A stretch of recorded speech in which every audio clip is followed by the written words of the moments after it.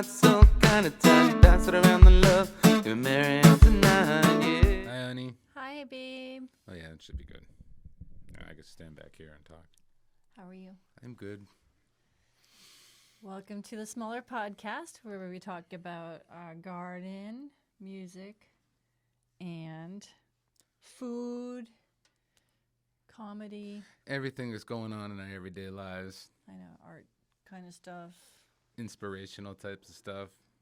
Projects that we do around the house. Projects are good. So, what are we talking about today? We're talking about the bop. The bop. Brick oven. Brunhilde. So guess what? Today is February 1st, 2021. What's that, man? Tomorrow's Groundhog Day. Oh, no. So we'll find out what the little rodent knows. So, yeah, our pizza oven, a.k.a. Brunhilde. I want to know where we started, because I was thinking about this today. I don't know exactly how it came, but I want your version before I tell mine. What, the name? No, of how this started. Oh. I was probably perusing online, looking at stuff, and I saw a brick oven, and I wanted that desperately. Like I wanted to have one of those. Yeah, it was kind of. It all came from you. I know that. The whole thing started with you, and you brought me in. You sold me on it, and I thought, how hard could it be? Well, I didn't think it would ever be, because I kind of, was like, I want to have this brick oven, but then never really put any energy into it. And then like 2 years later, I was like, ooh, I can order a thing for a mold. The mold. Yeah. So I ordered that, and then, what was it, another 2 years? Well, think about it. When we got the mold because we were kind of excited, like, okay, because it was kind of expensive, and we had no money. And we were like trying to add it up just in concrete blocks alone, and we were like, oh, it's like $3,000. She got the directions printed out, that step-by-step instructions that we did, and we followed. Yeah. This is exactly what we used to. There it is, It's and we followed the directions. We got it out in color, We got all our materials and everything from that. And when we did the math, when we first got this and the mold, we realized real quick that we could not afford it. So we had to sit on the mold for a couple of years. I think it was 3 years. And it was like, what was the mold? Like $175? I think it was 100. Yeah. It was up there like that. And it just sat there. And basically, it's a big styrofoam form. Yeah. And a couple of little side ones, and that was it. We saw the picture, and we saw the little video of how to do it, just this digital the video. We didn't see an actual video. Yeah, and actually it was all computer generated. So I'm like, oh, that must so we could do it. But this is the Brickwood Ovens Company. And really, I'll put a link or something to let you guys know where we got this, because it's a pretty cool thing if you're up for the challenge. But we want to let you know how hard it actually was. Right. So then we got the money. We got the money. It had to have been 2 or 3 years we were sitting on this thing, and we finally came into a little bit of money, and we're like, okay, so we're gonna take care of this. We're gonna do this. We're finally gonna start this project. And we did. So we ordered up. We went to J&J Materials, got a landscaping company in Pocasset. They were really helpful and friendly to me. Yeah, and we had, we needed all these other tools and materials, not just the brick and the mortar, but we needed tools. We needed a way to cut bricks, thanks to a friend who let us borrow their my saw. buddy Dave, yeah, and we needed wood and OSB and everything to create forms. Mm-hmm. Wow, nails, screws, Everything. We needed absolutely dust everything from masks, scratch. We needed goggles. my dad's bobcat.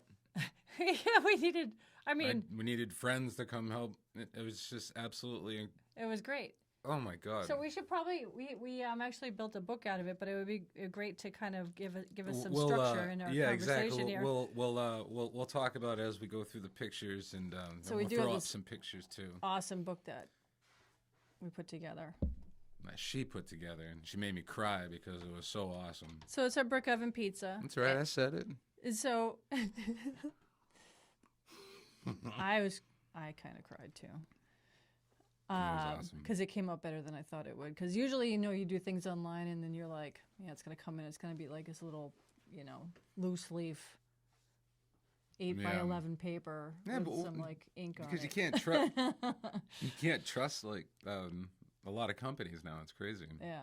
So we had ordered a lot of stuff that was delivered. So all that heavy, well, what I thought was all the heavy stuff, the brick, the concrete blocks, and then you went and picked up the concrete. And so not an overachiever or anything. You got the 80-pound bags of concrete. Right. How many of those? 50?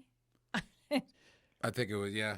I want to say it was like 48, but I think I got 50 of them. Yeah. So you borrowed Steve's truck to go get it. Yep. And you. I loaded each one in by hand. And unloaded them. And offloaded them and walked them around to the back. 80 pounds apiece. Oh my goodness gracious. It was a lot of work. A And lot of work. And then, oh, yeah, that was the other part. So we had about 5 trees in our backyard.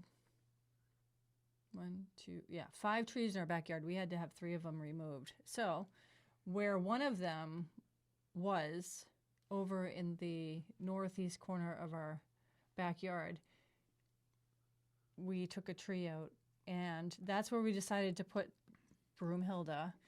And guess who got to dig out the roots from the old tree? This guy. Oh my God. My muscles are killing me just thinking about this. There's a picture of his face after. I mean, because you were doing it in the summer, so it was hot. And as the day went on, that area got hotter and hotter and hotter. I lost a few lbs for sure doing this. Yeah. So I had to cut out the ground because we had to level the ground. So I had to chop down, and I was fighting through roots, and finally I got down to the level of I think it was 18 inches or something, and we filled it up with some rocks, and then we poured in our foundation for Broomhilda. We leveled it off right there. We poured our own concrete. We did our own forms for it. We did our own rebar, everything. Oh yeah, and the measurements now. Most of the like I'll call it a recipe because that's the best way for me to describe it. Mm-hmm. The recipe was pretty good, except for things like the rebar, where it was supposed to fit in a certain area, and it was just a little too big. Right. And so I'm laying it out according to the recipe, and tying all this rebar wire, wrapping it all together so it's a solid piece, and we get it over to the square that it's supposed to go into, and it's like rectangular. Yeah. Oh, that is another warning on the directions that they do give you. You have to be specific on the bricks that they use, because if they're off like the size 1/8 of an inch, yeah, it messes up the entire thing. We already ran into that a few times. This was one of them. Mm-hmm. On their measurements according to what we have and their measurements. Is just be careful when you're cutting. That's all. This is so new to us. Everything was. We were just following directions, and yeah. so we ran into a few snags like this. Yeah, and then another little snag was interesting was so we built the boxes for the base. So we had to build forms with that foam board. Mm-hmm. And then we poured the concrete into these forms and realized, oh, wait, now that they're set, they're about 300 pounds apiece. Yeah, like how are we going to lift this? We couldn't lift it, which is when the Bobcat came into play. Right. Let's see here. Yeah, we poured the foundation. Yeah, we talked about this. And what else? So after we poured the slabs, basically for the base of the top base of the Brunhilde, we had to build the bottom base, So which was the floor of it, we'll the say. floor, yeah. And we had to build up from there. So what we did, we got the concrete blocks. Once again, this is one of the snags. If you're going to get the concrete blocks, make sure they're blocks and they're not, they're dented out, I guess, at the end. I don't know. I'll show some pictures, but just make sure that they're all blocks. Yeah. So I had to maneuver the blocks that I did have. Oh, so they weren't flat on both ends. Right, there you go. One end was there was a curve in it, and so if you're trying to make this placement, you need all your ends to be solid, and that was almost impossible. And I was not thinking that when I was picking it up. So there was some maneuvering in there where I hid most of it, but it was mostly out the back. You did a good job with that. So we mortared those concrete blocks together, as well as filled them up with concrete and rebar. So this thing's not going anywhere. yeah, it is. It's more sound than our house is. Oh, but we have to say that when we build the base, it seems like every time we had like a weekend, like a Saturday or Sunday, we would do that part of the project, and it had time to cure. It could be anywhere from 24 hours to 4 days. In the direction that says like 3 to 5 days, sometimes like a week or something like that. It just so happens that it's just like it lined up, and we got lucky with the mostly with the weather. But anyway, so there were some tarps there, and there was a little tent that we put over it, one of those little gazebo tents. Which ended up in the trees one day because we had like this crazy windstorm. Right. And so it was always a weather time. Sometimes we come home from work and start to work on it, and it'll get dark, and so we couldn't work on it anymore. You know how it gets in the fall. Yeah. So I had a couple of my buddies come over with the Bobcat. This is when we actually finished the horseshoe. And putting those blocks on top. And I'll show pictures right now. But so those were very heavy. Each one of those is about 300 pounds. And getting them on straight was a challenge because, you got to... How did you lift it up with a Bobcat? Well, actually, the width of it actually fit inside the bucket. Oh, that's perfect. So it helped us maneuver it better. So it just worked out perfect. Yeah, with that's that great. For sure. And those are about what, 4 feet a piece, like lengthwise. Ish, maybe a little bit less, but yeah. Yeah. So that was a big deal getting those on there.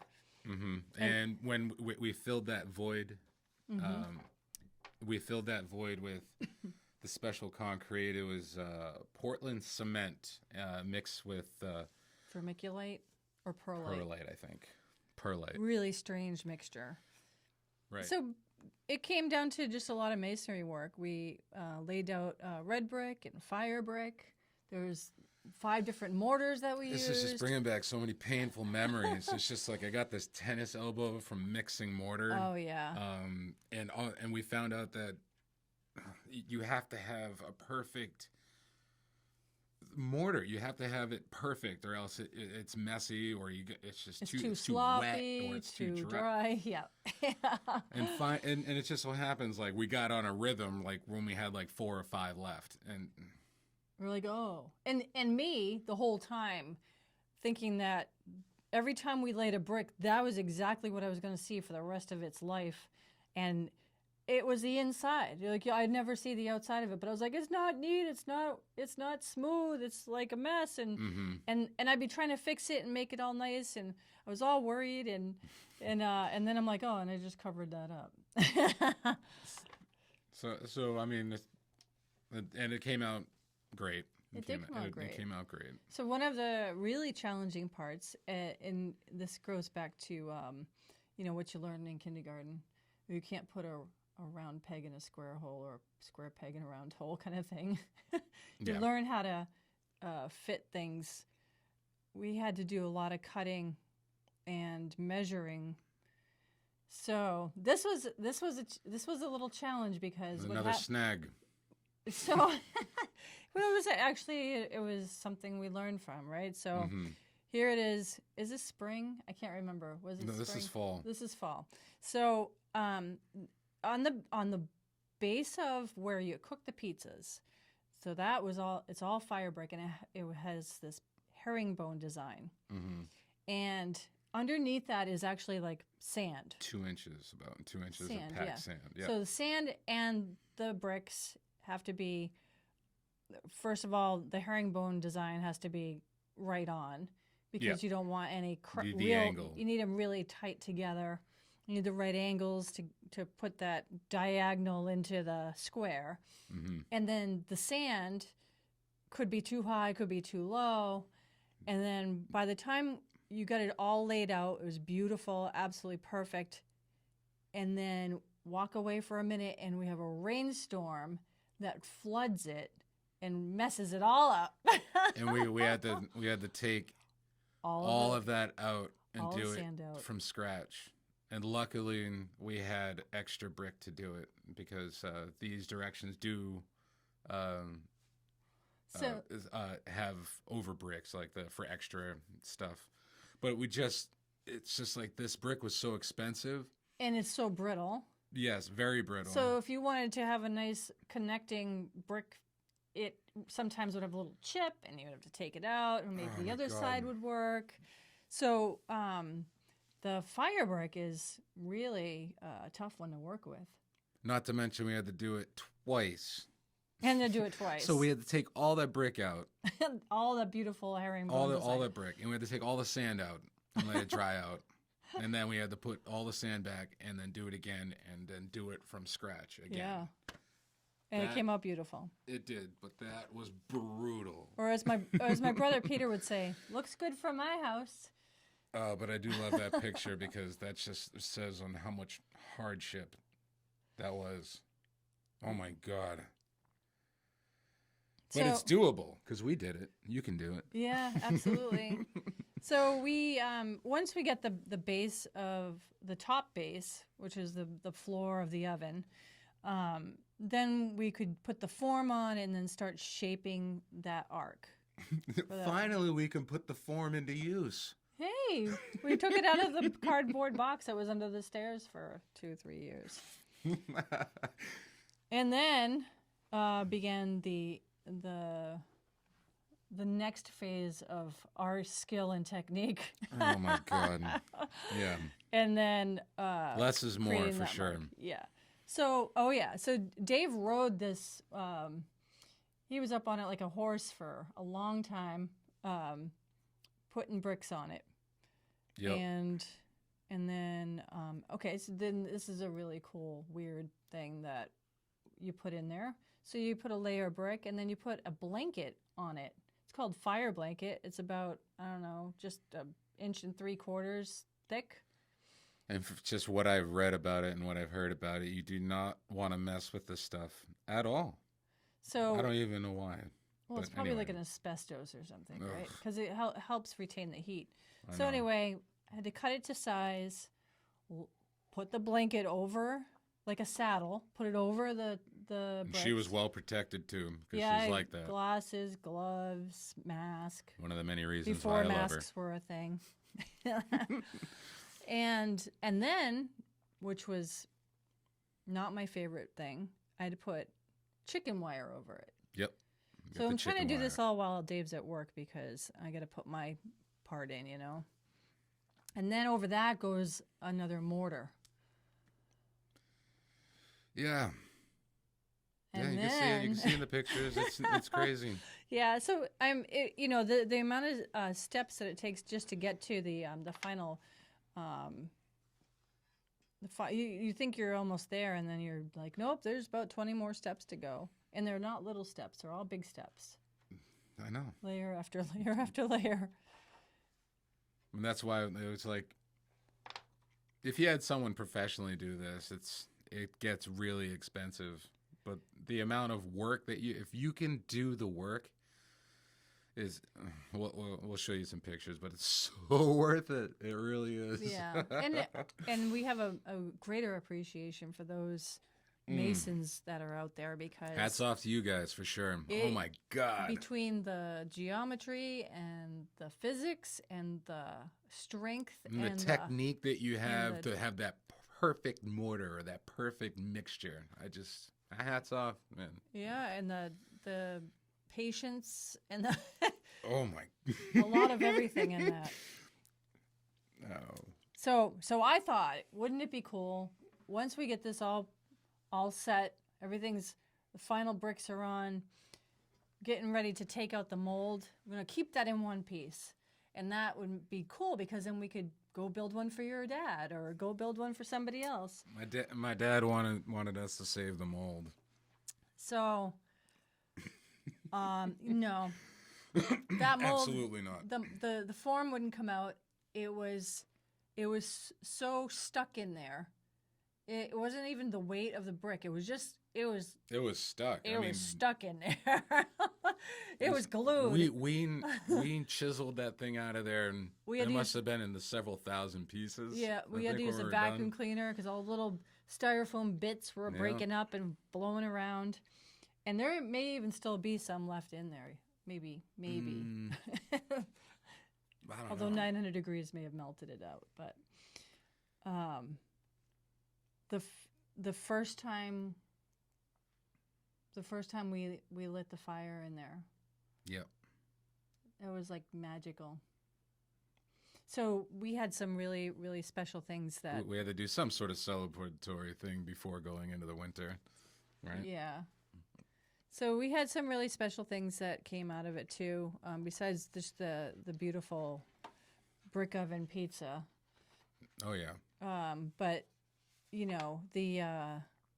the Barnstable brick that we have at the very top, where the chimney, and from my dad. Yeah. My dad was really proud of that. He goes, he's like, it's a West Barnstable brick. And he goes, those are rare, probably worth money, and pick what you want. And I'm like, all right, cool. And I thought I would surprise him by putting one right there at the top, right in the middle. Right in the middle. Yeah, that was awesome. So we did that. And then after the winter, we ended up finishing it. We veneered it, our own way of veneering it, I guess. But we had to get a lot more mortar because I had no idea what I was doing. So it was another probably inch thick once all said and done. Yeah. And actually, really, it's still a work in progress because we still need to do the landscaping around it. And that's just the start of it. Yeah, that's true. But we've been using it, and it's been absolutely wonderful. Pumping out some pizzas, bringing some family, some friends together. We love showing it off because it's just why keep it to ourselves first of all, unless we're in a pandemic. But yeah, but we've managed to. The nice thing we is that lit it we a few can times. social distance outside and have people over and cook things at 500, 600, 800 degrees, and nobody's getting anything off of that. Trying new things with desserts and stuff like that, and it's just, trying calzones in there too, and now they get that nice focaccia bread recipe. Oh my God, it's gonna be so good in there. And having our garden right there, and it's just, I think we're on to something here. So with the deliciousness that is hopefully going to be coming our way this season. Yeah. More sauces, more pizzas. And we've, we haven't perfected a dough yet. I know a lot of people say, "Oh, it's easy," and so we've been giving a little business to a local Italian family-owned grocery, Slice of Italy. and they're wonderful. And they sell us bags of dough. They're very friendly. They like- got great, hearty, I would say hearty, like lunch deli meat, like just all like the, just it's delicious. It's really good if you and if you want a Fresh. nap, and very fresh. Yeah, and they get their dough out of the north end. Big portions. Well, they I'm used saying. to anyway. I don't know if they still do, but the dough is, nice 00 flour. The dough is, I think I want to say it's freshly made every morning, and shipped in. So because he has the dough shipped in, I think every day. Yeah. Anyway, the dough is delicious. So I'm the dough girl and he's the dough boy. Oh. Hey, I wanna There be goes dough. my self-esteem. Bye. The dough man. Michelin man. I'm like, cut it out. So and so now we're just keep exploring and trying new things and different. We found that less is better with our pizzas, and it's hard not to want to put a lot of stuff on these pizzas. It's yeah. But it's really hard to perfect do that. size for this oven is, I mean, you could do a 18-inch pizza in it, but we really like to do like a little 10-inch pizza, and everybody gets their own pizza, and we just chop it up. And honestly, after that pizza, it's like you don't want to eat anything else. It's like that's all you need. And then once the oven is going and roaring, it's just like you pump the pizzas out so fast. And sorry for that motion, but you get it. Yeah.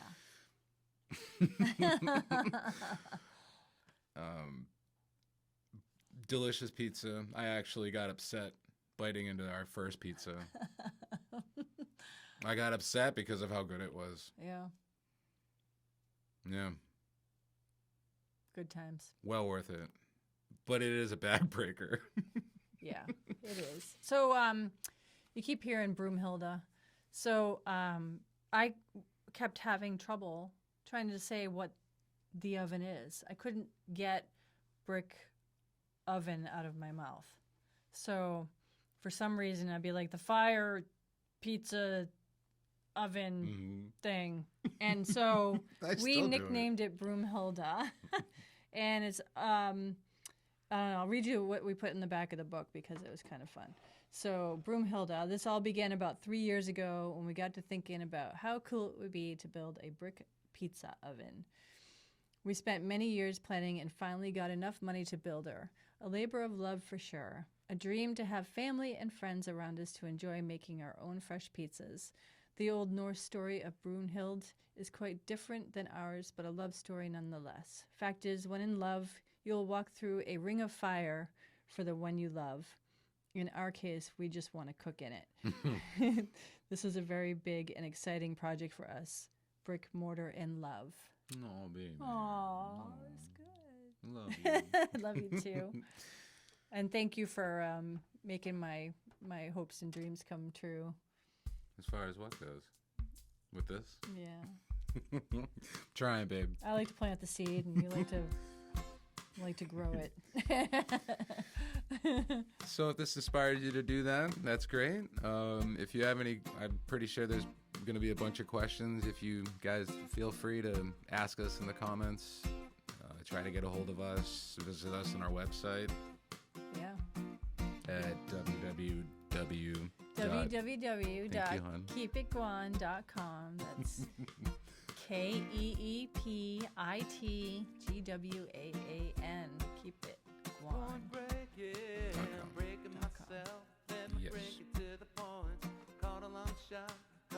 So 6 more weeks or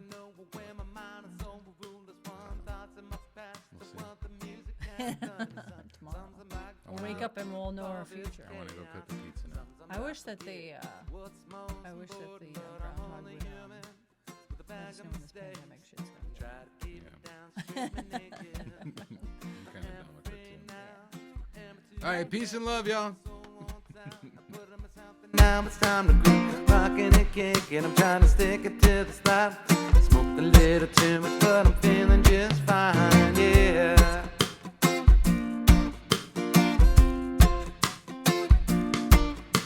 Slave to this life, oh, oh. Slave to this life, oh, oh. When I wake up, I feel the sticky face and waiting, staring at my soul. I'm waiting for its